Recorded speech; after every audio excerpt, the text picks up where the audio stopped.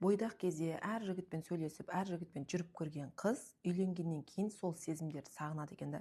Яғни бойдақ кезде сөйлескен жігіттерін емес, солардың ухаживать еткені, сол ортадағы центр внимания болғанды, сол жігіттердің соған сыйлаған подаркаларын, может, уақытын, может, вниманиесіне жаңағыдай сөйлегенін қайырлыдан, және де ол өзінің күйеуінен тез жалығып кетеді екен. Тез жалығады, тез көңілі суып кетеді, тез ашуланып тұрады, ажырасқысы келіп кетеді.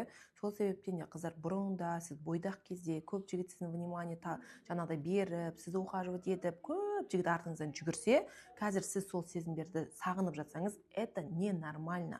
Яғни ол тек қана нәпсінің қалауы. Сіз уже тұрмыстағы әйел болсаңыз, болды, нәпсіңізді тыйыңыз да, отбасыңыз үшін шешім қабылдап, өткен өмірде мен андай едім, мен мындай едім деп отырмай, өткен өмір өтті, кетті, болды, это в прошлом. Сіз енді анасыз, сіз енді әйелсіз, сіз енді өз роліңізде бақытты өмір сүруді здесь и сейчас өмір сүруіңіз керек.